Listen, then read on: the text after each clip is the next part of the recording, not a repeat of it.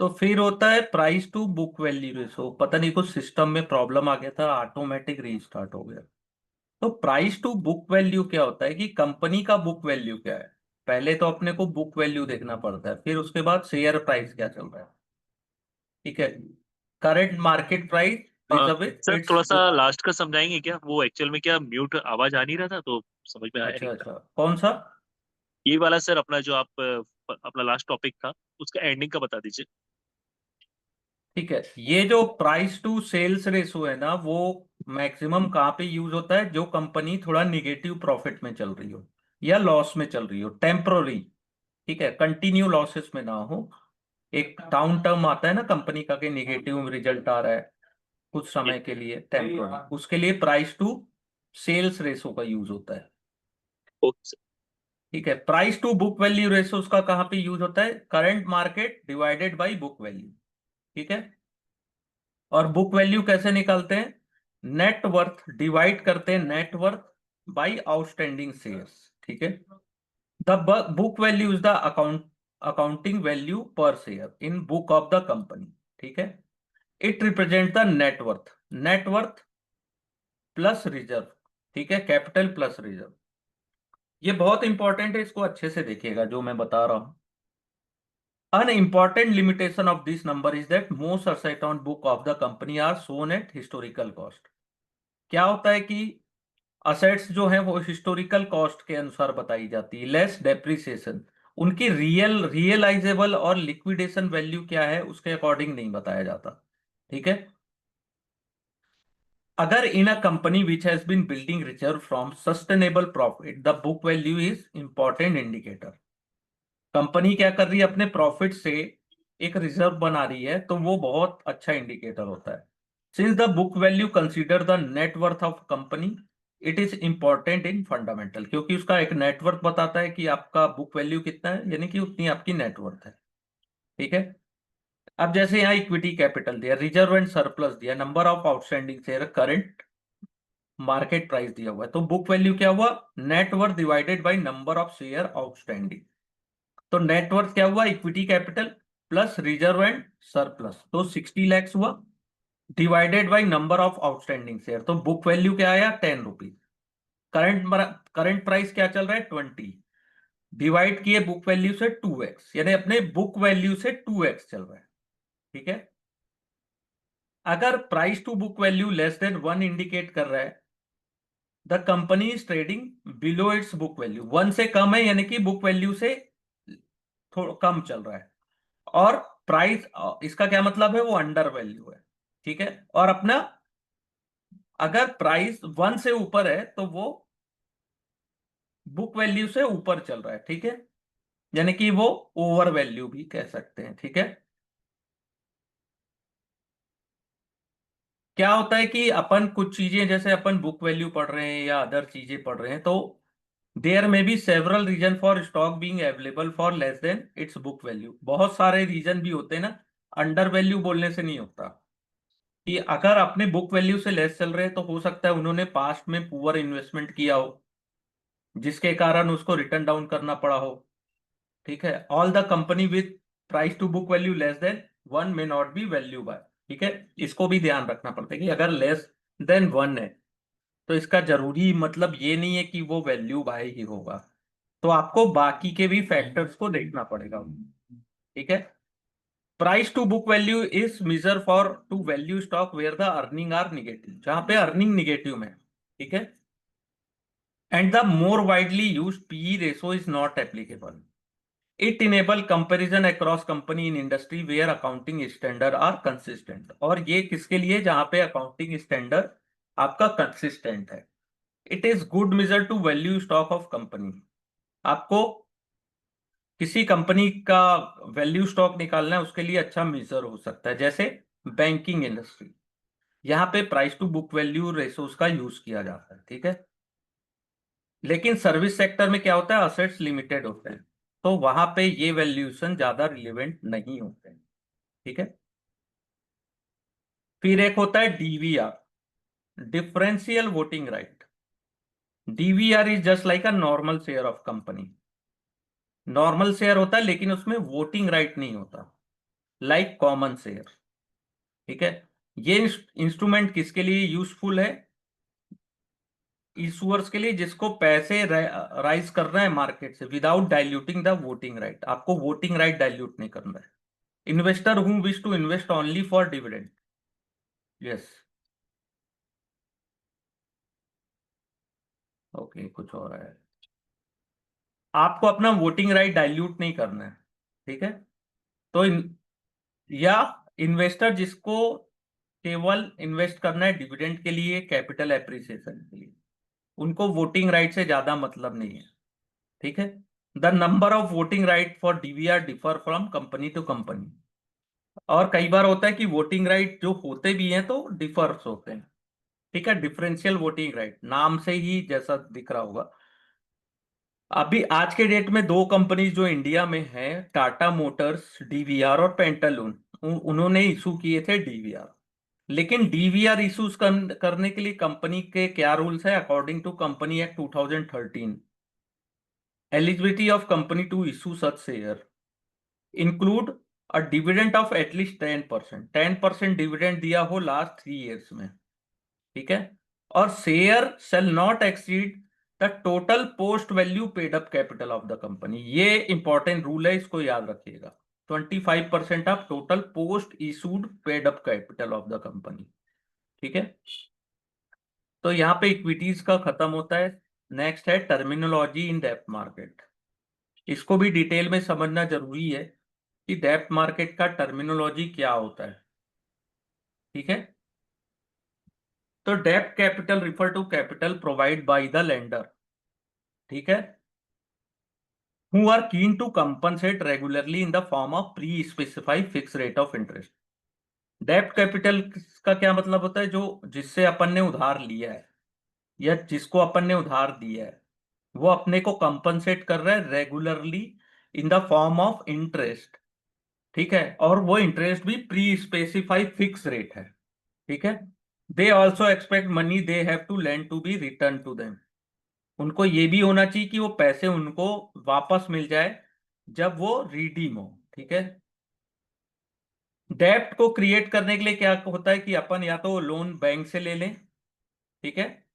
या तो अपन डेप्ट securities issue कर दें। जैसे कंपनी चाहती है कि उसको 100 करोड़ रुपीस चाहिए, तो उसके पास दो ऑप्शन। या तो टोटल अमाउंट बैंक से ले लिया उन्होंने, एंड द बैंक और the consortium of bankers is the sole lender of the company। ठीक है। Alternately in the it can access a large pool. या एक तो ये हो गया बैंक से ले लिया उन्होंने, या तो लार्ज पूल ऑफ इन्वेस्टर्स को छोटे छोटे डिनोमिनेशन में अपन ने लोन अमाउंट को ब्रेक कर दिया। जैसे अपन को 1 करोड़ डेप्ट सिक्योरिटी इशू करनी पड़ेगी 100 रुपीज की। ठीक है। Then a investor who bring rupees 1000 would receive 10 securities. Means 1 crore into 100 करेंगे तो 100 करोड़ अपने को मिल जाते हैं। ठीक है। तो जो इन्वेस्टर 1000 रुपए इन्वेस्टमेंट करता है उसको 10 सिक्योरिटीज अपन इशूड करेंगे। ठीक है। तो डेब्ट सिक्योरिटीज क्या होता है? ये कॉन्ट्रैक्ट होता है इशूअर यानी कंपनी और लेंडर यानी इन्वेस्टर्स। ठीक है। Which allow the issuer to borrow a sum of money at pre determined terms. These terms are referred to as a feature of debt securities and include the principal coupon।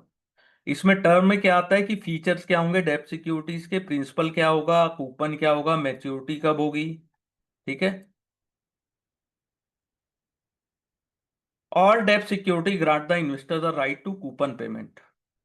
जितनी भी डेब्ट securities होती है उसमें investors को क्या मिलता है? Coupon payment. और प्रिंसिपल का रीपेमेंट मिलता है। ठीक है। कूपन का रीपेमेंट मिलता है जब आपका मेच्योरिटी टाइम आ जाता है, उसके बाद आपको कूपन और प्रिंसिपल अमाउंट रीपेड करना होता है। अगर कोई कंपनी, यस यस, हेलो, हाँ अगर सर। कोई कम, हेलो। यस, सर मैं बोला कूपन पेमेंट से भी अपन इसको इंटरेस्ट बोल सकते हैं नॉर्मल लैंग्वेज में। हाँ हाँ, नॉर्मल में इंटरेस्ट बोलते हैं और कूपन भी बोलते हैं। दोनों का मतलब वही है, ठीक है। Those assets can be sold to the repay the investors, ठीक है। अगर डिफॉल्ट होते हैं इंटरेस्ट या प्रिंसिपल पेमेंट में, तो जो उनके असेट्स होते हैं उनको सोल्ड करके इन्वेस्टर को रीपे किया जाता है। इन्वेस्टर विथ अनसिक्योर्ड डेब्ट do not enjoy this option. जिनके जो इन्वेस्टर अनसिक्योर्ड डेब्ट में लगाते हैं पैसे, उनके पास ये ऑप्शन नहीं होता है। डेब्ट सिक्योरिटी में privately place with selected group of investor और offer to public through a public issue of the securities. जो डेब्ट सिक्योरिटीज होती है वो जरूरी नहीं है सभी पब्लिक को ही इशू हो, सेलेक्टेड ग्रुप ऑफ इन्वेस्टर्स को भी इशूड की जाती है और पब्लिक को भी इशू की जाती है, ठीक है। तो डेब्ट security that are issued in public are mandatory listed in stock exchange. ये बात याद रखिएगा कि जो भी सिक्योरिटीज होती है जो पब्लिकली इशू होती है, पब्लिक में इशू होती है, उसको स्टॉक एक्सचेंज में लिस्टेड कराना मैंडेटरी होता है, वो भी नेशनल स्टॉक एक्सचेंज एनएससी और बीएससी, ठीक है। So they can be traded in secondary market, ठीक है। जो अनलिस्टेड सिक्योरिटीज होती है उसको आप मैच्योरिटी तक हेल्ड कर सकते हैं, लेकिन वो ओटीसी काउंटर में होती है, ट्रेड होती है, ठीक है।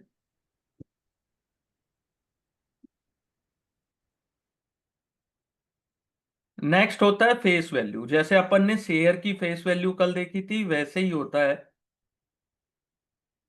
डेप्ट इंस्ट्रूमेंट की फेस वैल्यू, ठीक है। तो इसकी फेस वैल्यू 100 और 1000 और एनी डिनोमिनेशन हो सकती है। फेस वैल्यू का क्या मतलब होता है? दिस इज द नॉमिनल और pair value of debt paper and interest, ठीक है, through the term of the paper, ठीक है। जो भी पेपर में दिया होगा उसके परसेंटेज में, जैसे 100 है और मान लो आपको इंटरेस्ट बता रहा है 8%, तो 100 का 8% आपको मिलेगा, तो ये इसकी फेस वैल्यू होती है, ठीक है।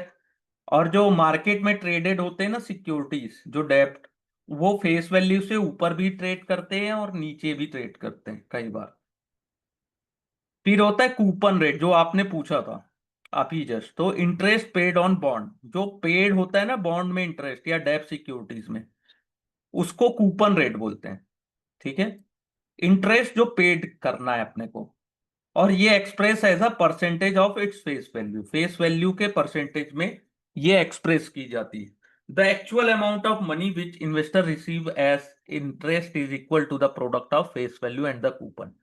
जैसे यहां पे दिया गया है 8.24 जीएस 2018, तो 8.24 इंटरेस्ट हो गया जीएस यानी गवर्नमेंट सिक्योरिटीज, और 2018 यानी 2018 में वो मैच्योर होगा, ठीक है। मान लीजिए उसकी फेस वैल्यू है 1000 रुपीज, तो आपको ईयरली इंटरेस्ट मिलेगा 82.4 रुपीज, ठीक है, टिल मैच्योरिटी, मैच्योरिटी तक। अगर सेमी एनुअली पेड होना है इंटरेस्ट, तो आपको 41.2 रुपीज एवरी 6 मंथ पेड की जाएगी, ठीक है। फिर होता है मैच्योरिटी।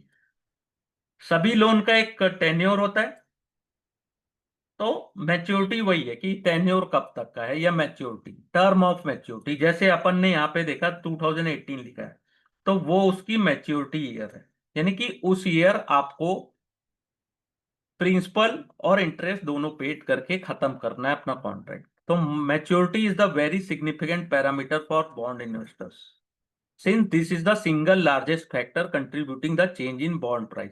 तो मैच्योरिटी के अकॉर्डिंग भी बॉन्ड प्राइस चेंज होते हैं, ठीक है। And the market risk in bond investment is link to it, ठीक है। Bonds can be issued for extremely short tenures. Bond जो होते हैं शॉर्ट टेन्यूर्स के लिए भी इशूड होते हैं, जैसे T bill by government of India, वो इशूड होता है 91, 182 और 364 डेज, ठीक है। और कुछ सिक्योरिटीज होती हैं जो 30 साल या 30 साल से ज्यादा के लिए भी इशूड होती हैं, ठीक है।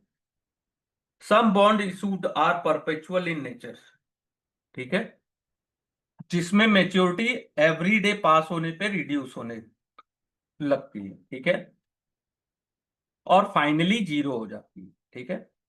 फिर होता है प्रिंसिपल। प्रिंसिपल क्या होता है कि जो अमाउंट अपन ने borrowing two of the issuer, जो इशूअर ने अपने अपन से बोरो किया है। This is the initial investment which investor make when the bond is issue. Initial investment जो अपन ने किया रहता है या फेस वैल्यू पे, इसके मल्टीप्लाई पे अपन ने जो इन्वेस्ट किया रहता है अमाउंट, उसको प्रिंसिपल बोलते हैं। जैसे अपन ने मान लीजिए फेस वैल्यू 100 है, ठीक है, अपन ने 100 इंस्ट्रूमेंट खरीदे, तो 1000 रुपीज ये हमारा प्रिंसिपल अमाउंट हो गया, ठीक है। As the bond start trading in market, price at which is purchase sold में भी डिफरेंट। जरूरी नहीं कि वो फेस वैल्यू में है, ऊपर नीचे भी हो सकता है, ठीक है। लेकिन इशूअर किसके लिए लाइबल है? मान लो 100 रुपीज फेस वैल्यू है और सेकेंडरी मार्केट में वो 110 चल रहा है, ठीक है, लेकिन इशूअर जो है ना, जो उधार लिए अपन से, वो केवल 100 ही पे करेंगे जब वो मैच्योर होगा। ये पॉइंट याद रखिएगा, ठीक है।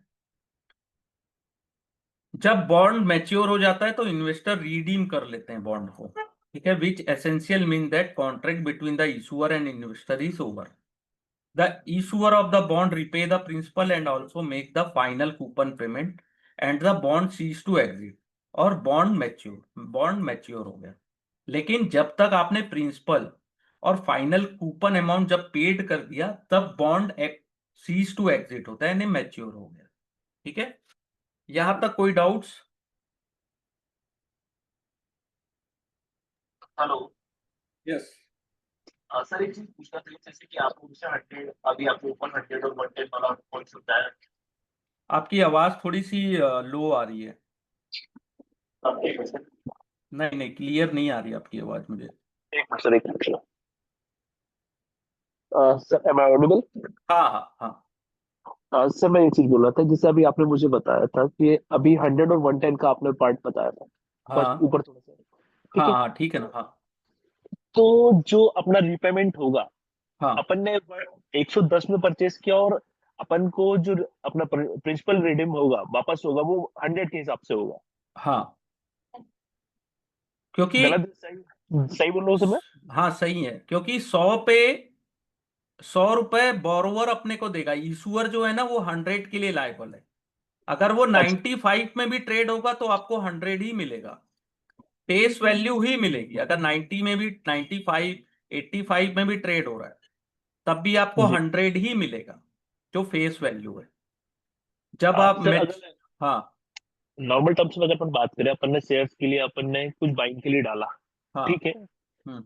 और अपन ने बाइंग के लिए डाला है 100 रुपीज का, हाँ बट अपन को जो बाय हो रहा है वो हो रहा है 85 रुपीज से। हाँ। बट अपन जब अपन उसको सोल्ड आउट कर रहे हैं तो अपन को 100 से ही मिल रहा है रिटर्न। हम्म। इसको इससे कंपेयर कर सकते हैं क्या? नहीं, वो इक्विटीज के लिए अलग है, लेकिन ये अपन बॉन्ड की बात कर रहे हैं। जब जी। मैच्योर होगा तभी आपको 100 रुपीज मिलेगा। अभी मार्केट में बहुत सारी कंडीशन होती कि कई बार बॉन्ड सस्ते में क्यों ट्रेड कर रहे हैं। मान लो 65 में ट्रेड हो रहा है, हो सकता है कि वो बॉन्ड जिससे आपने बाय किया है वो डिफॉल्ट करने वाला है, इसलिए सस्ते में बिक रहा है। और 110 पे अगर मिल रहा है 100 का चीज 110 में, तो हो सकता है कि आने वाले टाइम में रेट ऑफ इंटरेस्ट फ्लक्चुएट होने वाला है, इसलिए लोग 110 में भी खरीदने को तैयार हैं। चलिए ठीक बहुत है सर। बहुत सारी उसमें कंडीशन। इक्विटीज को अपन नहीं कर सकते कि अपन ने इक्विटी 100 का था तो उसको 85 में लिया, लेकिन अपने को वो बाय बैक 100 में हुआ, वो अलग चीज है। आप शायद इक्विटी में बाय बैक की ही बात कर रहे थे शायद। जी सर, मैं उसी की बात कर रहा था। हाँ, तो जी बाय बैक होना अलग चीज है, कि बाय बैक के लिए आप एलिजिबल हो कि नहीं हो, वो भी होता है उसमें, कि आपने जो रिकॉर्ड डेट है उस दिन तक बाय किया है, तब वो कुछ उसके रिकॉर्ड डेट भी होते हैं, ठीक है। और बायबैक के प्राइस में तो आ भी जाता है। अभी आने वाली क्लासेस में बायबैक का भी अपन डिटेल में पढ़ेंगे। Okay sir. फिर एक होता है holding period return. Holding period return is the return earn on investment during a specified period. जैसे it was bought and held by the investor, जब आपने बाय किया और कितने दिन तक हेल्ड किया, तो उस समय तक आपको क्या रिटर्न मिला। अन इन्वेस्टर में purchase the bond from issuer. Investor क्या है कि डायरेक्ट इशूअर से बॉन्ड खरीद सकता है, when it is issued on primary markets और may purchase at any later rate from secondary market, कभी भी खरीद सकते हैं। तो जब तक इन्वेस्टर उसको होल्ड करके रखते हैं, hold the bond till maturity और may exist earlier in between by selling on secondary market, तो वो होता है होल्डिंग पीरियड रिटर्न, HPR। इससे भी कभी कभार क्वेश्चन आ जाता है, तो इसको हल्के में मत लेना, अगर आएगा तो ये बनना चाहिए, बहुत इजी होता है। ठीक है। और जिस टाइम तक आपने बॉन्ड को होल्ड किया तो इन्वेस्टर को क्या मिलता है, कूपन पेमेंट भी मिलता है, रेट ऑफ इंटरेस्ट। और उस कूपन रेट को अगर आपने री इन्वेस्टमेंट कर दिया तो भी आपको उसमें रिटर्न मिलेगा। तो जैसे एक एग्जांपल से समझिएगा, यहाँ पे दिया है कि आप एज अ इन्वेस्टर बॉन्ड को खरीदे 104 को में, और 8 रुपीज उसमें कूपन है। ठीक है। और आपको 8 रुपए कूपन भी मिला, लेकिन वो उस 8 रुपीज को आपने री इन्वेस्टमेंट कर दिया 7% में फॉर 1 ईयर, और आपने 1 साल बाद उस बॉन्ड को 110 में सेल कर दिया। तो आपका 1 ईयर होल्डिंग पीरियड में क्या रिटर्न? तो फर्स्ट है 8 रुपीज आपने रिसीव किया, और 8 रुपीज को वापस री इन्वेस्टमेंट किया, तो उसमें जो रिटर्न बना। फिर जो जब आपने 104 में खरीद के 110 में उसको 104 में खरीद के 110 में सेल किया, तो ओवरऑल जो आपका रिटर्न आया वो आया 14%। टोटल रिटर्न आपने साल भर में अर्न किया 14%। ठीक है। और holding period is a single period return. ठीक है। Not annualise the return of the investor. आपने आज बाय किया एक सिंगल टाइम के लिए। ठीक है। एनुअलाइज का मतलब नहीं होता उसमें। ठीक है। फिर होता है करेंट इंट। बहुत सिंपल है, यहां से क्वेश्चन आता है। ठीक है। बहुत simple, this is the simple method of calculating return on डेब्ट securities, in which the coupon is divided with the current market price of the bond and result is expressed as a percentage। ठीक है। तो आपको इसमें क्या करना है कि करेंट इल्ड आपका क्या प्राइस चल रहा है, 104, और 8.24 आपको रिटर्न मिल रहा है इसमें। ठीक है। तो करेंट इल्ड क्या हुआ, 7.92। आपने 104 में खरीदा ना उसको, 100 में खरीदते तो अलग होता, लेकिन आपने 104 में खरीदा उसको मार्केट से। ठीक है। तो ये होता है करेंट इल्ड। ठीक है। तो इसमें क्या देखते हैं, coupon divided by current market price of the bond. ठीक है। बहुत इजी क्वेश्चन होता है, बनना ही चाहिए एग्जाम में। कभी ये सब क्वेश्चन अगर आप गलत करते हो ना एग्जाम में, तो sorry boss, you are not eligible for. Sir देखिए, यील्ड का मतलब क्या होता है सर? आपने कितना रिटर्न जनरेट किया। जी जी जैसे 104 रुपए में ट्रेड हो रहा है मार्केट में, जी। आपको 8.24% रिटर्न भी मिला, या इंटरेस्ट या कूपन रेट मिला, लेकिन आपने तो 104 में खरीदा है ना, तो उसके अकॉर्डिंग करंट यील्ड क्या हुआ, 7.92। ठीक है। बहुत इजी है, इससे आता है क्वेश्चन। जब ओके। कभी जब कभी कभार उनको लगता है कि एग्जाम इजी लेना चाहिए, बहुत हुआ, बहुत लोगों को फेल कर चुके हैं अपन। अब लोगों का विश्वास ना उठ जाए एग्जाम के ऊपर से, इसलिए वो लोग इस टाइप के क्वेश्चंस देते हैं। नहीं तो उनका लेवल तो ऐसा रहता है कि 60% लाने में हालत खराब हो जाती है। तो फिर होता है yield to maturity.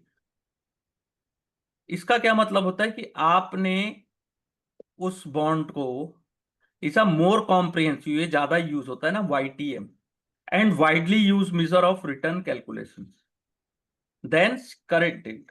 Current yield से ज्यादा यूज होता है। ठीक है। जो फ्यूचर कैश फ्लो होता है ना, उसको भी कंसीडर किया जाता है YTM में। अब फ्यूचर कैश फ्लो कैसे होता है अपन देखेंगे। ठीक है। From the bond and equate the present value of this cash flow to the prevailing market price of the bond. ठीक है। The rate which equate the present outflow, ठीक है, with the present value of the future flow. जैसे एक example पे मैं दिखाता हूं कि ये जो ये है ना, ये इसको मैं आपको जब न्यूमेरिकल सॉल्व करेंगे तो मैं XIRR के फंक्शन में भी बता दूंगा कि इसको कैसे सॉल्व करते हैं, बहुत इजी होता है। जैसे एक HDFC बैंक का बॉन्ड है। ठीक है। 2007 में इशू हुआ था, 2007 में। 9.7% उसका रेट ऑफ इंटरेस्ट है, और मेच्योर कब हो रहा है? 2017 में। ठीक है। और एक और है, एंड मैच्योरिंग कब है? 19 जुलाई। आपने उसको 1 नवंबर 2014 को 103 रुपए में खरीदा था। तो आपको जो फ्यूचर कैश फ्लो जनरेट हुआ कैसे हुआ? 103। और जो 9.7 रुपीज आपने लास्ट के 2 साल जो आपको कैश फ्लो मिला उसके बारे में बात हो रहा है। ठीक है। तो इसका YTM आता है 9.6%, क्योंकि इसमें फ्यूचर कैश फ्लो को भी कंसीडर किया गया है। ठीक है। Why YTM is better than current yield? क्योंकि और and are also widely use has its own shortcoming. First, it assume investor will hold the bond till maturity. पहला, इसमें यह एज्यूम किया जाता है कि बॉन्ड को आप मैच्योरिटी तक होल्ड करोगे। ठीक है। जरूरी नहीं है कि आप करो या ना करो। ठीक है। और इट एज्यूम दैट कूपन जो आपको रिसीव हुई 9.7, उसको आपने री इन्वेस्टमेंट कर दिया। ठीक है। तो ये दो चीजें इसमें एज्यूम की जाती है। जरूरी नहीं है कि आपको जो रेट ऑफ इंटरेस्ट मिला वो उसको आप री इन्वेस्ट कर रहे हो कि नहीं कर रहे हो, वो आपके ऊपर। ठीक है। और सेकंड, कि आप उसको मैच्योरिटी तक रख रहे हो कि नहीं, ये भी। ठीक है। और ये भी एज्यूम किया जाता है कि इंटरेस्ट रेट आपका सेम रहेगा टेनर, पूरे टेन्योर तक। ठीक है।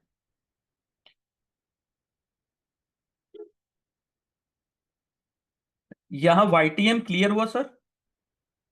मुझे एक चीज जानना थी, हाँ, ये जो अपन वाईटीएम और यील्ड में मेनली डिफरेंस क्या होता है सर? वही मैंने बताया ना कि जो फ्यूचर कैश फ्लो है ना, फ्यूचर कैश फ्लो को अपन ने कंसीडर किया है। जो रेट ऑफ इंटरेस्ट आ रहा है जी। ये फ्यूचर कैश फ्लो है हमारे लिए। इसको अपन अच्छा। ने YTM में कंसीडर किया कि इसको अपन री इन्वेस्टमेंट कर रहे हैं, और बॉन्ड को आप मैच्योरिटी तक रख रहे हो। लेकिन यहाँ पे करंट यील्ड में 1 साल का रिटर्न बस देखा गया है। 1 साल का रिटर्न। जी। ठीक है। 104, 1 ईयर करंट यील्ड आपको कितना साल भर में मिला। लेकिन यहाँ पे क्या देख रहे हैं? आपने मैच्योरिटी तक उसको रखा। ठीक है। मैच्योरिटी तक कितना रिटर्न मिल रहा है आपको, मेनली वो हाँ, देखते हैं। वो एज्यूम कर रहे हैं। ठीक है। ठीक है सर। कई बार अपन क्या है ना कि अपन, एक चीज बता रहा हूँ कि अपन प्रैक्टिकली बहुत सारी चीजें सोचते हैं, लेकिन एग्जाम में कई बार ना वो गड़बड़ कर देता है। तो अपन को जब एग्जाम क्लियर करना हो ना, तो मैंने भी एक चीज किया है कि थ्योरेटिकल जो चीज सही है वो सही है, जो इन्होंने जी सर। बुक में लिखा है वो सही है। अपन प्रैक्टिकल नहीं सोचते ज्यादा, नहीं तो एग्जाम में ना उसके नंबर प्लस माइनस कई बार हो जाते हैं, उसके कारण अपन कई बार गड़बड़ कर देते हैं। ठीक है। तो जी सर। ये हमेशा याद रखिएगा कि फ्यूचर कैश फ्लो को यहाँ एज्यूम किया जाता है। फिर ड्यूरेशन होता है, बहुत इंपॉर्टेंट होता है ड्यूरेशन। सबसे ज्यादा सेंसिटिविटी ऑफ बॉन्ड प्राइस होती है ना, वो ड्यूरेशन के कारण होती है। Bond with higher duration experience greater increase in value. जो हाई ड्यूरेशन के बॉन्ड्स होते हैं उसको आप देखिएगा, उसमें ज्यादा इंक्रीज होती है वैल्यू जब इंटरेस्ट रेट डिक्लाइन होता है मार्केट में। जो RBI या फेडरल फेड जो होती है ना US की, वो जब बॉन्ड इंटरेस्ट रेट डिक्लाइन करती है ना, तो जो हायर ड्यूरेशन के बॉन्ड होते हैं वो इंक्रीज होते हैं। लेकिन सेम हायर ड्यूरेशन के बॉन्ड डिक्रीज होते हैं जब रेट इंक्रीज होता है। ठीक है। Compare to bond with lower duration. तो ये याद रखिएगा, इंटरेस्ट रेट और बॉन्ड का जो है ना वो जस्ट अपोजिट चलता है। अगर बॉन्ड का प्राइस बढ़ रहा है तो यानी इसका मतलब है कहीं ना कहीं इंटरेस्ट रेट कम होने वाला है, और इंटरेस्ट रेट कम है यानी बॉन्ड का प्राइस हाई हो सकता है। ठीक है। Duration is the weightage average maturity of the bond where the present value of future cash flow are use as weightage. Duration thus incorporate the tenor, coupon and yield in its calculation। पहला यहाँ पे देखिए, higher the time to maturity higher the duration then higher the rate interest rate risk. जितना ज्यादा time high होगा maturity के लिए और ड्यूरेशन जितना भी हाई होगा, इंटरेस्ट रेट रिस्क उसमें हाई होगा। Lower the coupon rate higher the duration और higher the interest rate risk of the bond. ठीक है। तो याद रखिएगा कि बॉन्ड के साथ इंटरेस्ट रेट रिस्क हमेशा जुड़ा होता है, ठीक है। Duration is very convenient interest rate risk measure for bond. Higher the duration, higher the sensitivity of bond price vis interest rate, जो मैंने अभी जस्ट आपको बताया, ठीक है। फिर होते हैं टाइप ऑफ बॉन्ड्स। कितने टाइप्स के होते हैं? पहला होता है zero coupon bond. Zero coupon यानी इसमें कोई रेट ऑफ इंटरेस्ट नहीं होता, ठीक है। आपको कोई भी कूपन पेड नहीं करना है entire term as a zero coupon. But ये जो जीरो कूपन बॉन्ड्स होते हैं वो डिस्काउंट में इशूड होते हैं टू देयर फेस वैल्यू। 100 का फेस वैल्यू वो आपको 80 में इशू होगा, 75 में हो सकता है इशू, लेकिन जब मैच्योर होगा, रिडीम होगा, तब वो 100 में ही होगा। इसको जीरो कूपन बॉन्ड कहते हैं, ठीक है। The return of this bond is not in the form of periodic payment of interest, but in the form of difference between issue price and redemption value, ठीक है। 180 का है, 100 पे हुआ, तो जो डिफरेंस अमाउंट हुआ वो आपका प्रॉफिट हुआ, ठीक है। While in rupees term, return may be same for investors. Zero carry more interest rate risk. सबसे ज्यादा इंटरेस्ट रेट इसी में होता है क्योंकि इसका ड्यूरेशन भी हाई होता है, ठीक है। Then a coupon paying bond, उससे ज्यादा rate interest rate risk zero coupon bonds में होता है, ठीक है। सच बॉन्ड्स क्यों इशू किए जाते हैं? कि कैश फ्लो आपका मैनेज कर सके, आपको कभी भी उनको during the life of the bond आपको कोई पीरियडिक कूपन पेमेंट नहीं देना है, ठीक है, इसलिए इशूड किए जाते हैं। ट्रेजरी बिल होता है ना, जो issued by government of India, commercial paper by corporate, certificate of deposit issued by bank, ये सब होते हैं short term zero coupon bonds, जिनकी मैच्योरिटी भी 1 साल से कम की होती है, इसलिए इसको मनी मार्केट इंस्ट्रूमेंट भी कहा जाता है, ठीक है। जीरो कूपन बॉन्ड की जो टेन्योर होती है वेरी लॉन्ग टेन्योर होती है, ठीक है। जैसे यहाँ पे देखिए, किसान विकास पत्र होते हैं ना, वो डीप डिस्काउंट बॉन्ड्स होते हैं, इसको भी याद रखिएगा, ठीक है। ये बहुत इंपॉर्टेंट है जीरो कूपन, यहां से कुछ ना कुछ क्वेश्चंस हमेशा आते हैं।